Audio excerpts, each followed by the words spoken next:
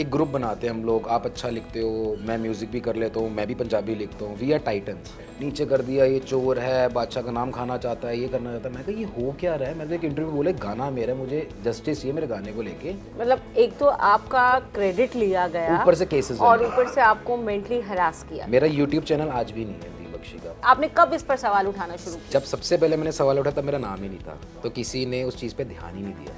आज मैं जिस वो 4-5 साल उस फेस से निकला हूँ ना, उस डार्क फेस से, मैं अपने दुश्मन को भी वहाँ नहीं डालूंगा। एंड जो मैंने कभी नहीं कहा बादशाह is not a writer, he is a writer, he is a very good writer, लिखता है। नया म्यूज़िक आया, ट्रेंड को चेंज नहीं करूँगा। सैटरडे था, उसकी मार्केट अलग थी, वो टाइम अलग था। सैटरडे जैसी 10 चीज़ें और नहीं बनी। कुड़ी सैटरडे सैटरडे यही नहीं कर होता दी रहती है, कुड़ी सैटरडे सैटरडे कर दी रहती है। लंबे वक्त से अगर पार्टी लवर हैं आप तब भी, अदरवाइज भी अगर आप म्यूजिक लवर हैं, कुछ गाने ऐसे हैं जो हमेशा से चार्ट बस्टर रहे हैं और रहेंगे मुझे लगता है एक लंबे वक्त तक। और ऐसे ही गानों के मैं कह सकती हूँ कि बादशाह, ऐसे ही गाने आपको देने वाले, आपको एंटरटेन करने वाले इंदीप बख्शी हमारे साथ हैं। Indeep, welcome to the show. Thanks, ये आपने इंट्रोडक्शन बड़ा अच्छा दिया। हिट गानों का देने वाला बादशाह इंदीप बख्शी। Exactly. ये आज का यूज होने वाला, ये अच्छा है। हिट गानों को देने वाला Badshah is Indeep Bakshi. So Saturday Saturday, Kala Chashma, ये तमाम गाने, एक लंबी लिस्ट है जो इंदीप ने आपको दी है और लेकर आ रहे हैं। अभी तो इन्होंने कहा कि ये 100 गाने लाने के मूड में 100 हैं। से ऊपर, 100 से ऊपर गाने, तो आते मतलब रहेंगे। अच्छे खासे प्लान्स हैं आपको और एंटरटेन करने के। तो बड़ी सारी बातें हम करने वाले हैं इंदीप से। इंदीप कैसे हैं आप? बहुत अच्छा मैम। तो दिल्ली के Better मुंडे हूँ। हैं, दिल्ली के मुंडे हैं इंदीप दिल्ली बख्शी, इसलिए और grand welcome being a Delhiite. Thanks. तो इंदीप, इस वक्त क्या नया चल रहा है इंदीप के पास और क्या नए प्रोजेक्ट्स हैं जो नया बेसिकली मैं अपने एक एल्बम पे काम कर रहा था जिसमें 5 गाने थे। एंड उससे पहले कहते हैं ना कि एक जर्नी चल रही थी। सैटरडे आया, काला चश्मा, अब लोगों ने बोलना शुरू कर दिया कि वो इंदीप का गाना है। इनिशियली मैंने स्टार्ट ही सैटरडे से किया था and I am an architect, तो मेरा शौक था लिखना। तो सैटरडे गाना बनाया, वो एनरीक का गाना था टुनाइट लविंग यू, उसके इंस्ट्रूमेंटल पे कुड़ी सैटरडे सैटरडे। यस। तो वो बना के I went to initially Honey Singh. Honey paaji के पास गया कि ये गाना करना है मैंने, इसमें रैप कर दो। मुझे बेसिकली मुझे म्यूजिक चाहिए था उससे, क्योंकि अर्बन म्यूजिक चाहिए। एंड हनी पाजी से इंस्पायर हुए एंड हम लोग। He was at that time king of urban. Yup. And उस टाइम पे वो द हनी सिंह बन चुके थे। आइस लॉन्च में शो था। Then I met his manager, he said कि यार पाजी ना सिर्फ अपना लिखा गाते हैं and will give you a song, ये फीस है उनकी, ये वो कुछ है। एंड मैंने कहा यार मैं सिंगर बनने तो आया ही नहीं, मैं तो अपनी कला दिखाने आया हूँ। देन बादशाह was working with Honey only, उस टाइम पे का ग्रुप होता था। देन बादशाह केम टू मी कि यार ऐसे ऐसे, हाँ ठीक है लेट्स डू, एक गाना करते हैं, कोई इशू नहीं। मैं कहा ये गाना इसका आई नीड म्यूजिक वगैरह, पूरा गाना तैयार। अकॉर्डिंग टू मी उस टाइम पे मुझे लगता था कि बादशाह इज़ अ म्यूज़िक प्रोड्यूसर, वो म्यूज़िक प्रोड्यूस वगैरह करता है, सब करता है। जैसे उन्होंने बातें भी बताई थी कि हनी के लिए मैंने ये किया वो किया, ऐसे ओके। गाना आता है मेरे पास, सैटरडे आता है एंड चेंजेस हुए उसमें। रैप बादशाह ने लिखा है उसमें, प्रॉपर डेली वाला बादशाह ने लिखा है उसमें, मैंने कुछ नहीं किया। पूरा गाना रेडी था मेरा, उसने रैप ऐड किया, म्यूज़िक डाला, गाना सुना, मुझे बहुत पसंद आया। इन कहते हैं ना आई एम 90 बॉर्न, 12 साल पहले की बात, मतलब मैं अभी बच्चा ही हूँ, तब भी बहुत बच्चा था। एंड जितनी अर्निंग थी मेरी, मतलब उस टाइम पे जो गाड़ी में, अगर आप वो गाड़ी भी देख रहे हैं, गाने में गाड़ी देख रहे हैं Bentley, that was own by me. अपने पैसे जोड़ जोड़ के बेंटली उस टाइम पे पहला लड़का था जिसने खरीदी थी। इतना मैंने हार्ड वर्क किया। इट वाज नॉट कि पापा मुझे ये ले दो, पापा वो ले दो। गाना आया, बहुत पैसे लगे, बहुत कुछ हुआ, बहुत मेहनत हुई and we started working on मेरी नई album Badshah and me. And all of a sudden जैसे ही गाना हिट होने लगा, बादशाह गायब। एंड मैं एक दूसरे बैकग्राउंड से आया हूँ, मैं लिखता हूँ, मेरे पास इतनी बड़ी किताब पड़ी है, मेरी एल्बम सर पे है, companies are after me, fans are after me कि अगला क्या। And he is no way. And by that time who was the face of song, आप या बादशाह और बोथ दोनों ऑफ यू? दोनों दोनों अच्छा। दोनों चल रहे थे उस टाइम पे। एंड कंपनी को ये पता था कि इसने म्यूज़िक में ना टाइटन्स नाम डाल दिया। तो मुझे, मैंने कहा यार बादशाह अपना नाम नहीं डाल रहा, ये कैसे हो सकता है ना। मुझे बाद में पता लगा म्यूज़िक भी किसी सचित नाम के लड़के ने किया। दी सैटरडे, इतना बड़ा गाना, the music was done by a guy lives in Rohini, oh. Sachit Takkar उसका नाम है। He has done the music oh. And credits and वगैरह उसे कोई क्रेडिट नहीं मिला? ना द टाइटन्स लिखा हुआ है, क्योंकि इनिशियली मैं बोल दिया गया कि एक ग्रुप बनाते हैं हम लोग, आप अच्छा लिखते हो, मैं म्यूज़िक भी कर लेता हूँ, मैं भी पंजाबी लिखता हूँ, वी आर टाइटन्स। एंड वहाँ एक लड़की को भी बोला गया तू टाइटन का पार्ट है, उसको नहीं पता, मेरे से नहीं मिलने अच्छा, दिया। अनऑफिशियली बनाया गया द टाइटन। हमें लग रहा था, हम मैं उसको लग रहा वो कुछ पता ही नहीं लगा। एंड गाना बाहर आता है, मुझे पता लगता है ये काम भी किसी और ने किया है, एंड गाना इतना बड़ा आ गया। ठीक है, किसी की भी किस्मत, मेहनत सबकी है, कोई पॉइंट नहीं, ठीक है जो हुआ। उसके बाद बंदा ही नहीं मिल रहा मुझे। मेरी पूरी एल्बम हम गाने डब कर रहे हैं, एक गाना डब हो चुका था, वेरी इजी नाउ, पता ही नहीं कौन करेगा आगे मतलब म्यूजिक बादशाह का। पूरी तरह से कम्युनिकेशन से बाहर हो गए गायब। थे। ओके। जितने सोर्सेज, इनफैक्ट जितने बंदे थे, रफ्तार है, सबको फ़ोन करे कहाँ है भाई, मेरी एल्बम सर पे है। और मुझे पता लग रहा था दूसरे प्रोजेक्ट चालू हो चुके हैं। ठीक है, हाँ ना, बताओ तो सही, मेरे गाने तो कैसे नहीं है, मैं एंड आई करूँ। Think by that time Dharma production was also interested in the yup yup song. Yup. And immediately उसी दौरान फिर भी मैंने एल्बम जैसे तैसे करके, कि म्यूज़िक उस टाइम नहीं आता था, करके हमने एक एल्बम रिलीज़ कर दी जिसमें सैटरडे था पहला गाना, दूसरा गाना डोंट लुक एट मी था जिसमें ये सड़कों पे चले जब लड़कों के दिलों में तो काला चश्मा कर रहा है। ये मैं बात कर रहा हूँ सैटरडे के टाइम की ही, 2012 तक की। एंड उसके बाद इमीडिएट क्या होता है, कंपनीज की कॉल्स आ रही हैं, सब आ रहे हैं, क्योंकि ये रैट रेस है बॉलीवुड, इसने हिट दिया इसके बाद मुझे फ़ोन आते हैं कि इंदीप भाई कांग्रेट्स, अपना दूसरा गाना भी मूवी में आ गया। एंड वो कांग्रेट्स मैंने ऐसे लिए, मैंने झटका था, मुझे इन्फॉर्म्ड ही नहीं किया, किसी बताया ही नहीं किसी से। पहले सैटरडे हुआ था, मेरे से बातें करी गई, मेरे पास राइट्स थे गानों के। एंड काला चश्मा सीधा आ रहा है, एंड मुझे समझ नहीं आ रही, इसमें इंदीप बख्शी नहीं है, एग्जैक्ट रैप सब कुछ सेम है, मैं गाऊँ, प्रॉपर्टी मेरी है, मेरी एल्बम का दूसरा गाना राइट्स आपके पास मेरे थे? पास सब कुछ मेरे पास। Album Okay. आप आईट्यून्स पे, एक चीज़ होती है कि हम ना किसी को पॉइंट करते हैं कि मैंने लिखा है, आप एक पॉइंट पे सोच सकते हो यार, हो सकता है कोई इसके माइंड में हो ये झूठ बोल रहा हो। Search it on iTunes, go on album billionaire, उसमें डोंट लुक एट मी गाना है जिसमें एग्जैक्ट रैप है।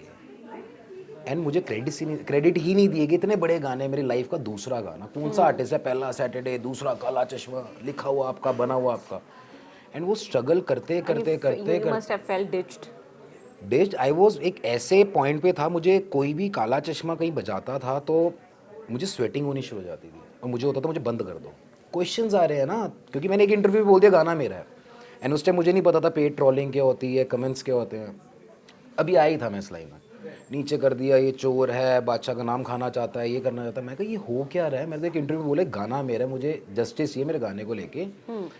एंड उस चीज़ों को मैं समझ नहीं पाया, क्योंकि बादशाह का कहना बहुत इजी है कि हनी ने उसकी लाइफ ख़राब कर दी, डिच कर दिया। वो जितने लिंक्स, जितना वो काम सीखा तो हनी से ही था ना, क्योंकि वो तो द हनी सिंह बन चुका था। उसने इमीडिएट कैश चीज़ें करी, इधर उधर गाना दिया करा। एंड इनिशियली मुझे लगता था कि कंपनी वाले कर रहे हैं, कंपनी का लेन देन नहीं आई, thanks to Zee music company, वहाँ तक बात पहुँचाने में टाइम लग गया मुझे, क्योंकि कंपनी है ना, और मैं एक नॉर्मल इंसान अभी बैठा हुआ हूँ। तो उन्होंने इमीडिएट नाम डाला, एंड उसके बाद जब नाम आया तो मैं यहाँ वापस आया कि फाइनली, आप बिलीव नहीं करोगे, 4 साल वो जब भी गाना बजा है, मेरे लिए डिप्रेशन था वो। जब भी काला चश्मा बजता था मुझे घबराहट होती थी, इतना उस टाइम पे टॉर्चर हो गया था। फ़ोन्स आ रहे हैं, तूने कमेंट कैसे कर दिया, केस डाल दिया, मानहानि के केस डाल रहे हैं, तुम मीडिया में कैसे बोल दिए वो, मतलब एक तो आपका क्रेडिट लिया गया, ऊपर से केसेस और ऊपर से आपको मेंटली हरास किया। मेरा यूट्यूब चैनल आज भी नहीं है दीप बख्शी का, और मैं तब से चला रहा हूँ जब मैं गाड़ियाँ अपने पैसे जोड़ के बाइक खरीदता था, लोगों को फन आता था देखने में, कैसे सैटरडे बना, जर्नी कैसे थी, कैसे हम शूट पे थे। मेरा चैनल तक डिलीट कर दिया हम लोगों ने, डाल के ही गाना इसका नहीं है, ये कॉपीराइट इशू, ये वो, मतलब ऐसा ऐसा हुआ। इंस्टाग्राम मेरा उस टाइम पे चालू हुआ था, 2-3 लाख फैंस आए, 4 लाख आए, 500,000 हुआ, पेज उड़ गया। मतलब बादशाह वाज बिहाइंड ऑल दिस।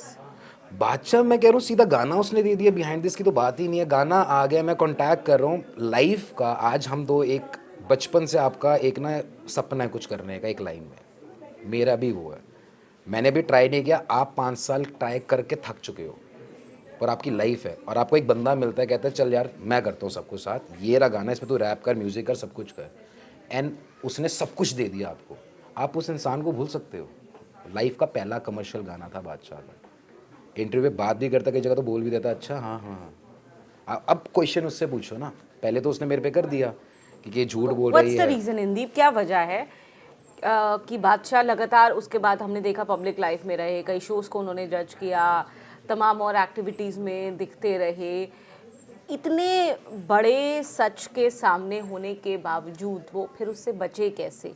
कैसे वो बच्चे इतनी ऐसे कंट्रोवर्सी से बचे? बच्चे ऐसे कि अभी तक मैं वोकल ही नहीं हुआ इस चीज़ पे।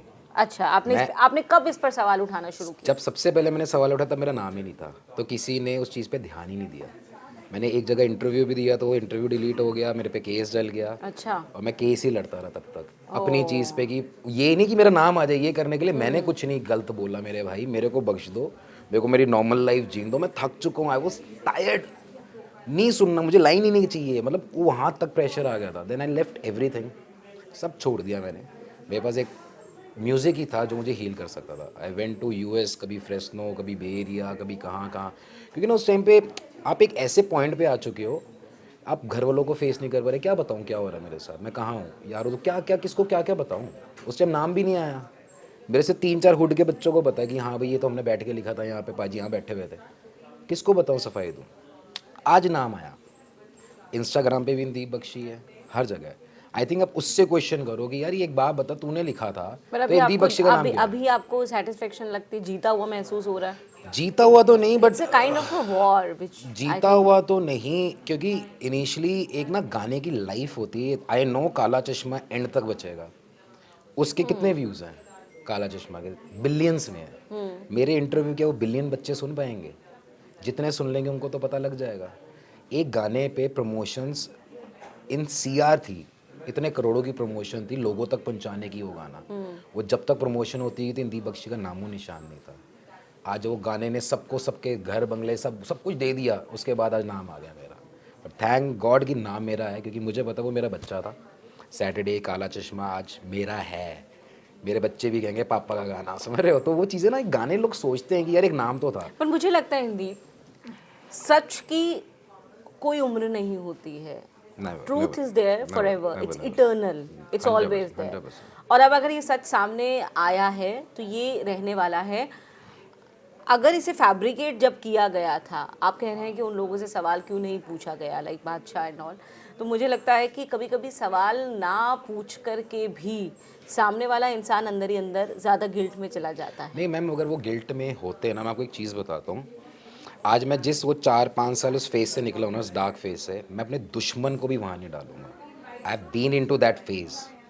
छोड़ दो कि मैं वहाँ से यहाँ आया, यहाँ से वहाँ गया। जर्नल भी मेंटली किसी को परेशान करना, मतलब अगर उसको गिल्ट होती है, कुछ भी किसी को, इंसान को कुछ होता है, एटलीस्ट एक कॉल ही कर लेता, कुछ भी कर लेता। हो सकता है ये सारी चीज़ें भी ना होती। क्या उसके बाद भी आप एक इतने बड़े प्लेटफॉर्म में, आपके पास ना, हमारे पास ना एक राइट्स मिल जाते हैं कि ये आज हम यहाँ तक मैं बातें सुना सकता हूँ। आज 1 लाख को सुनाऊंगा, 1 करोड़ को सुनाऊंगा। जितने बड़े आपके फैंस बनते हैं उतनी रिस्पॉन्सिबिलिटीज़ भी आप पे आती है। आज आपने मीडिया में, मैं ना हनी को पहले इतना नहीं बात करता था, मुझे पता लगा कि वो सारी बातें झूठी मुझे बताई गई हनी सिंह के बारे में। वो क्रेडिट्स खाता है, ये खाता है।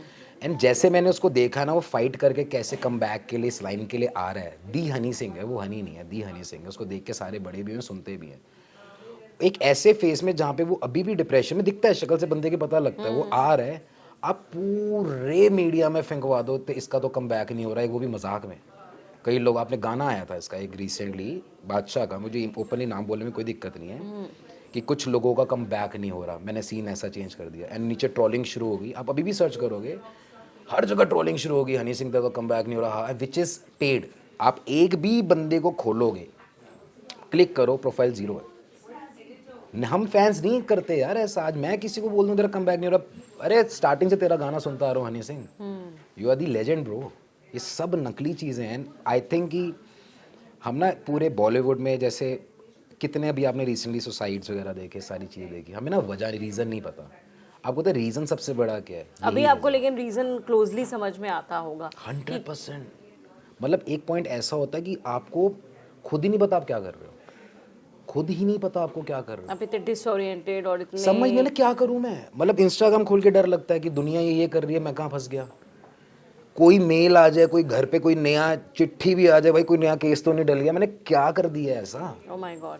तो मतलब इतना डर चुका था सो मैं, मच, दैट्स लाइक मतलब वो बैंड बज चुकी थी उस टाइम पे। एंड मैं सीरियसली ये कहना चाहूँगा, अगर कंपटीशन करना है, एक हेल्दी कंपटीशन होता है। या तेरा गाना आज ज़्यादा लिसनर्स को पसंद आ रहा है, मेरी बात क्यों नहीं पहुँची, आज मैं ये बनाता हूँ, तो उससे ना हमारी कला भी इम्प्रोवाइज होएगी, जैसे फॉरेन में भी होता है। हमारे यहाँ पे क्या होता है कि यार मेरे गाना इतना बना है, इसका इतना है तो इसको नीचे ही कर दो, ताकि मैं दिखता रहूँ, शाइन करता रहूँ। एंड आई थिंक ये जो अभी रिसेंटली अभी गाने में इन्होंने बोला है कि मेरा कम बैक, इसका कम बैक नहीं हो रहा, ये नहीं हो रहा, ये चीज़ें नहीं होनी चाहिए, बिल्कुल भी नहीं होनी चाहिए। हेल्दी कंपटीशन रखो। आप एक आइडल बन चुके हो काफ़ी लोगों का, आपसे लोग सीख रहे हैं, आप क्या ये सिखा रहे हो? एक तो बंदा हनी सिंह के बारे में उन्होंने इतना बोला और इतना प्रोपोगेट किया चीज़ें जिस तरह से आप बता रहे हैं दीप, तो हनी सिंह ने इस पर कभी अपने तरीके से रिएक्ट किया? आपका केस भी उनको पता था? आपको पता है कि अभी रिसेंटली हनी सिंह का मुझे इंस्टाग्राम पे मैसेज आया, बाबा जी ब्लेस यू। एंड ना उस चीज़ों से पता लगता है वो इंसान एक एक चीज़ सुनना चाह रहा है कि जो उसके साथ हुई, क्योंकि ना एक इंसान एक ऐसी स्टेज पे होता है उसको ज़रूरत नहीं इतनी बातें क्या बोलने हनी की। के लो फेस का फायदा उठाया गया? 100%। एक फ़ायदा क्या, उसको वापसी आ भी रहा तो जान के शो करने लगे कि इसका कम बैक नहीं हो रहा है। मैंने सारे गाने मैं तो एंजॉय कर रहा हूँ, मैं तो मखना भी सुनता हूँ, देसी कलाकार 2 भी सुनता हूँ, पुराने गाने मेरी आज तक लिस्ट से नहीं जाते। आज मेरे एक भी दिन ऐसा नहीं होता मैं हनी का कोई गाना ना सुनूँ। तो ये चीज़ें ना, होता है क्या कि जितना डिजिटल हुआ है ना, ये जितनी भी चीज़ें और जो ये पेड चीज़ें आ गई हैं, ये एक इमेज सेट कर देती है। आज आप किसी को भी गरीब बना सकते हो, किसी को अमीर बना सकते हो, किसी को भी एक बोल सकते हो बहुत बड़ा कलाकार है, एक को बोल सकते हो अंडरग्राउंड है। ये सारी की सारी ना प्लानिंगें चलती हैं। और जो सच्चा आर्टिस्ट होता है ना मैम, उसका काम क्या होता है, यार आज ना मौसम अच्छा है, आज इस बारे में लिखता हूँ, आज एक म्यूज़िक सुना है, आज ऐसा म्यूज़िक बनाता हूँ। आप वहाँ तक जा भी नहीं सकते। लेकिन इन दी कंपटीशन और एक दूसरे को थोड़ा बहुत पीछे करने का जो टेंडेंसी है, हालांकि वो इस स्टार वर्ड या ग्लिट्जी वर्ड में हमेशा रही है, अभी आप जिस लेवल की गंदगी बता रहे हैं ये ज़्यादा हो गई है क्योंकि लालच ज़्यादा बढ़ गया है एग्जैक्टली। उन्हें लगता अभी है। अभी क्या हुआ कि पहले ना रिसेंटली मुझे लगता था कि जो कंपनीज़ हैं ये मास्टरमाइंड है। बट पर्सनली मैं बताऊं, जैसे ही जी म्यूजिक को पता लगा, इमीडिएट नाम आया मेरा। कंपनीज को एट दी एंड गाना चाहिए हिट, उनको कंटेंट चाहिए। कंपनी की गलती नहीं, आज मैं एक गाना ले जाऊँ, उनको पसंद आ जाए, मैं किसी और को उठा के ला रहा हूँ, इसमें कंपनी की क्या गलती? बट उस आर्टिस्ट जब तक वहाँ पहुँचता है वो चीज़ें इतनी हो चुकी होती हैं कि वो वैल्यू नहीं। तो इस टाइम पे ना सारे नहीं, बट हाँ होता क्या है कि आप ना मार्केट में हम जैसे आते हैं, अब हुआ क्या, लकीली जो हमारा दिल्ली का पंजाबी स्लैंग है ना वो ग्लोबल है। एंड जो मैंने कभी नहीं कहा बादशाह is not a writer, he is a writer, he is a very good writer, लिखता है, but he is into more Punjabi या बिल्कुल हार्डकोर रैप जो कि ग्लोबली नहीं पहुंचा। जब भी मूवीज़ की ऑफ़र आती थी ना, उनको क्या चाहिए था, अरे ये सैटरडे जैसा लिखा ना गाना जो हमारे यहाँ के गुजराती को भी, जैनी को भी, सबको समझ आ रहा है। Easily क्योंकि मुझे acceptable। पंजाबी उतनी आती है ना, मैं ना पंजाब ना मैं दिल्ली में रहूँ, आधी पंजाबी है, आधी हिंदी, आधी गूढ़ इंग्लिश पंजाबी नहीं। है ही नहीं। एक वर्ड उसने पूरे गाने में बदला था, पोरा फिकर है ना ठंड दी, मैंने लिखा था ज़रा फिकर है ना ठंड दी, कि भैया ड्रेसेस वगैरह डाल रही है लड़की, उसको ठंड की भी टेंशन नहीं होती, तो उसने कहा इसको पोरा कर दे, दैट्स इट। नहीं तो मैं पोरा भी ना करता, मुझे वो मतलब ही नहीं पता था पोरा का।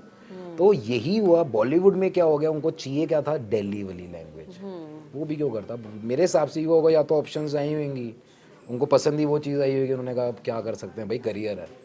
तो एक टाइम पे बंदा जब इनिशियली चालू होता है ना, वो यूं चलता है, वो भागता गया, which is wrong. Exactly. Which but is in totally wrong. बहुत लंबी लड़ाई आपने लड़ी और आपने जो बताया कि आपने क्या क्या झीला है उस वक्त, वो जानकर के बहुत I am feeling very bad for you that you actually went through himself all knows that. कि मैं कैसे रहता और था, कैसे जीता था, ही हिमसेल्फ नोज। इनके पूरे ग्रुप के बंदों को पता है कि क्या था। I still remember the date कि जिस दिन वो पुंटो से आता था अपनी गाड़ी में, मैं अपनी बेंटले में होता था, एंड मुझे फक्र था कि मेरे पापा ने नहीं, मैंने कमा के लिया, अब इस लाइन में भी मैं आग लगाऊंगा, और मैंने लगाई। बट इतना ब्लाइंडली चलाना मैं कि मुझे समझ ही आनी बंद होगी, चीज़ें क्या हो रही हैं, ये क्या हो क्या रहा है। ना तो मैं कंस्ट्रक्शन में जा रहा हूँ वापसी गाने लिखने, क्योंकि अंदर बसा हुआ है ना मेरे वो। Mindset had changed after completely. Saturday and काला चश्मा मैं कहाँ से कुछ और करूँगा। मैं जो चीज़ चाहता था मुझे मिल गई, अब वो चीज़ों में कर गुरा के। बट आई थिंक ये इतना नहीं करना चाहिए, कर्मा एक्चुअल में है। एंड मुझे लगता है कि मुझे भगवान ने ये गैप क्यों दिया, क्योंकि मेरे पास एक चीज़ की कमी थी, दैट वाज कि अर्बन म्यूज़िक दिल्ली में नहीं बनता था, ना पंजाब ना मुंबई। उसकी कमी अब मैं पूरी करूँगा। जो मैं इस टाइम पे यूएस से जो म्यूज़िक सीख के आया, जो मुझे पर्सनली पसंद था, उस टाइम पे भी सैटरडे में शायद म्यूज़िक भी मेरा होता कि मुझे उतना आता होता।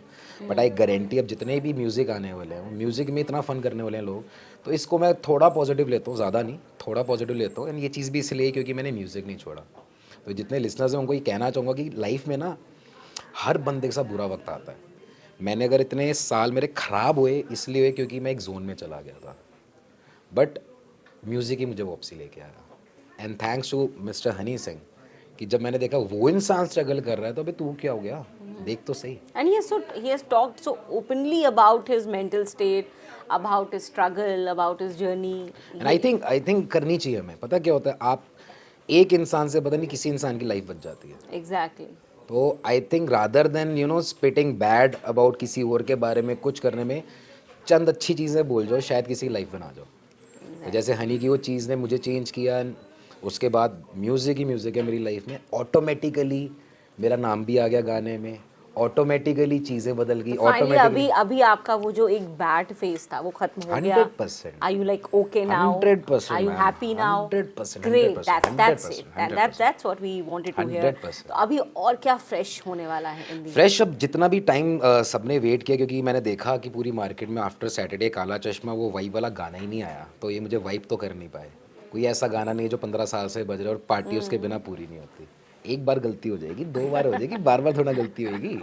तो वो जो गैप है उसको फिल करूँगा मैं, क्योंकि अभी भी ना जो कल्चर आया ना, कैनेडियन कल्चर आ गया हमारे यहाँ पे। Yes. तो पीपल आर लविंग वोली वाइब, जो कि मुझे बहुत पसंद है, क्योंकि मुझे पर्सनली हिप हॉप बहुत पसंद है। मेलेडिक हिप हॉप जिसमें मेलेडी भी, और ये नहीं हार्ड करोगे आपको भी समझ नहीं आ रहा। तो ये चीज़ मेरे लिए बहुत अच्छी है, जो अभी थोड़े से लोग मिस कर रहे हैं ना, कि यार गाना बहुत अच्छा है बट उनकी पंजाबी इतनी गूढ़ी है कि हमें ना समझ नहीं आ रही है वो बातें क्या बोल जाता है। Yes. तो उस चीज़ को कमी मैं पूरी करूँगा, जैसे मैंने सैटरडे में करी थी।